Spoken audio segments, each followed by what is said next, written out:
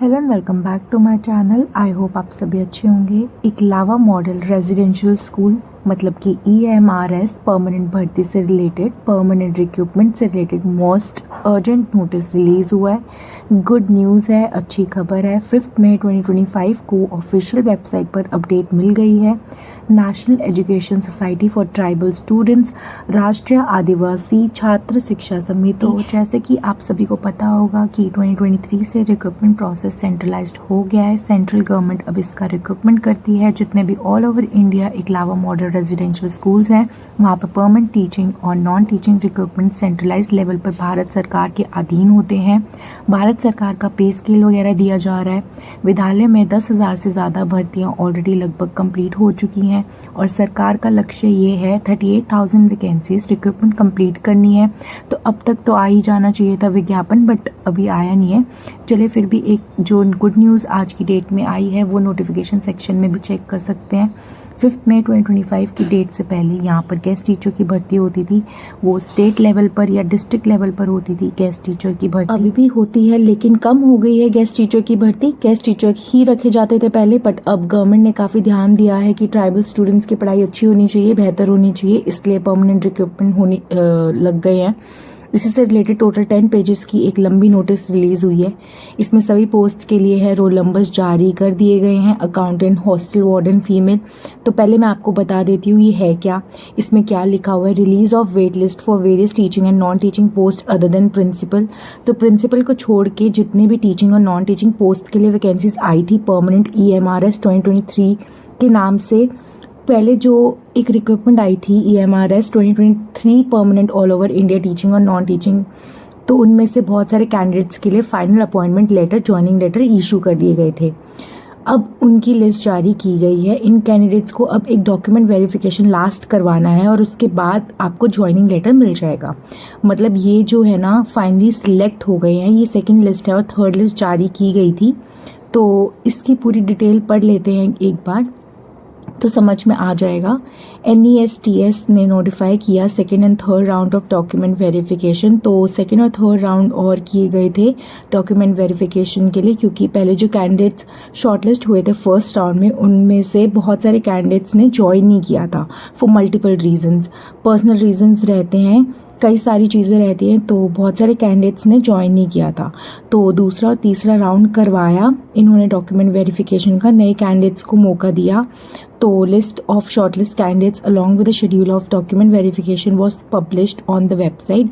तो उन कैंडिडेट्स का लिस्ट जारी हुआ था। उन्होंने कहाँ पे डॉक्यूमेंट वेरिफिकेशन के लिए जाना था वो जारी हुआ था। The schedule of document verification was also communicated to registered email ID से भी खबर दी गई थी कि हाँ आपको डॉक्यूमेंट वेरिफिकेशन के लिए जाना है। सभी कैंडिडेट्स को एक से ज़्यादा अपॉर्चुनिटीज़, दो अपॉर्चुनिटीज़ दी गई थी।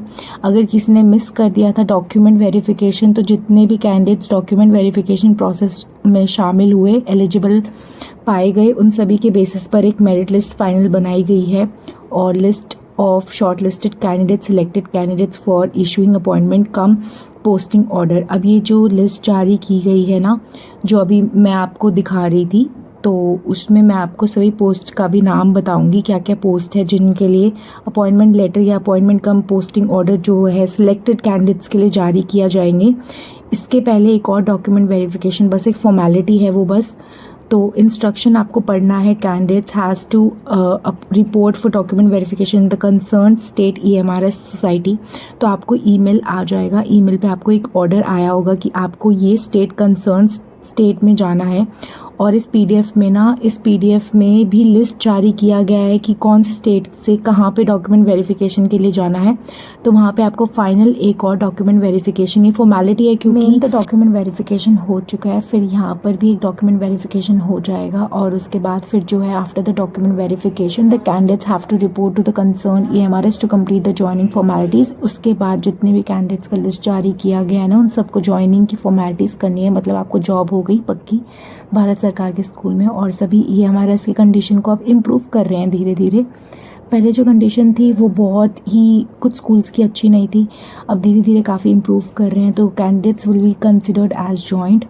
तो अब आप अगर ज्वाइन कर लेते हैं तो आपको ज्वाइन कंसिडर किया जाएगा। फिर आपका पे, सैलरी वगैरह सब स्टार्ट हो जाएगा उसी डेट से। Date of joining at EMRS is considered as date of joining with, तो आपको जो डेट ऑफ ज्वाइनिंग रहेगा वो final date of joining consider किया जाएगा सैलरी वगैरह रिलीज़ करने के लिए, या बाद में आपको प्रमोशन चाहिए था उसके लिए।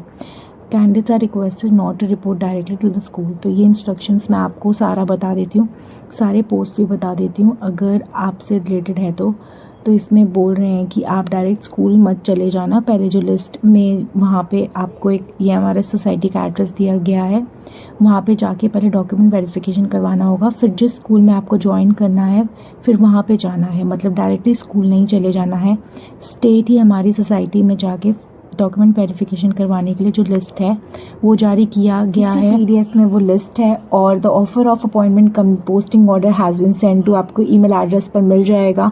अगर ईमेल एड्रेस पर नहीं मिलता है तो इन्होंने ये बोला है कि रेगुलरली आप अपनी ऑफिशियल वेबसाइट चेक करते रहिए, वहाँ से भी आपको पता लग जाएगा कि आपका अपॉइंटमेंट लेटर या पोस्टिंग ऑर्डर रिलीज़ हुआ है कि नहीं। काफ़ी लोगों को ऑलरेडी मिल गया है और काफ़ी कैंडिडेट्स ने इसको रिसीव भी कर लिया है। तो अगर आपने डॉक्यूमेंट वेरिफिकेशन दिया था तो प्लीज़ जाके एक बार ऑफिशियल वेबसाइट पे चेक कर लो, शायद आपका भी नाम आ गया हो।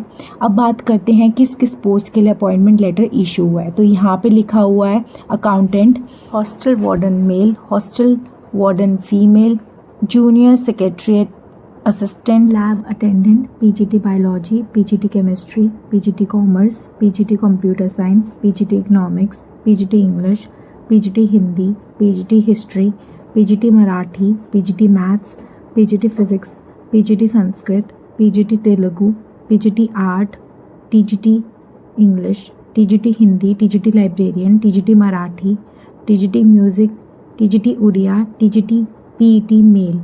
तो ये थी सारी पोस्ट। इलेक्ट्रिशियन कम प्लम्बर, माली, कुक, मेस हेल्पर और चौकीदार के लिए यहाँ पे निकली है। टोटल यहाँ पे नॉन टीचिंग पोस्ट में भी काफ़ी सारी पोस्ट्स हैं और इनके लिए अपॉइंटमेंट लेटर रिलीज़ किया गया है। ये बहुत बड़ी अच्छी न्यूज़ है।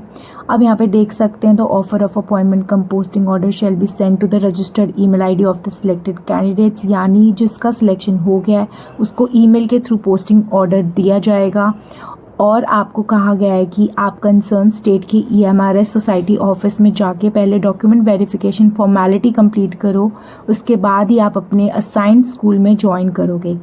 और एक और इम्पॉर्टेंट पॉइंट है, the offer shall be treated as withdrawn if the candidate does not report for joining within the stipulated time, यानी अगर आप गिवन टाइम पे ज्वाइन नहीं करते हो तो आपका ऑफर लेटर कैंसिल हो सकता है। तो प्लीज़ स्ट्रिक्टली इंस्ट्रक्शन फॉलो करो और अपनी ईमेल को भी रेगुलरली चेक करते रहो। ईमेल नहीं चेक कर पा रहे तो आप ऑफिशियल वेबसाइट ज़रूर चेक करो, प्लस हो सकता है आपकी ईमेल पे भी मेल आ गया होगा तो वो भी ज़रूर चेक कर लेना। तो गाइज़ ये थी एक बड़ी इंपॉर्टेंट अपडेट जो मुझे आप तक पहुंचानी थी। अगर आपको वीडियो पसंद आई है तो लाइक करना, चैनल को ज़रूर सब्सक्राइब कर लेना, क्योंकि ऐसी जॉब अपडेट मैं अपने चैनल पे लेकर आती रहती हूँ। जय गुरु जी।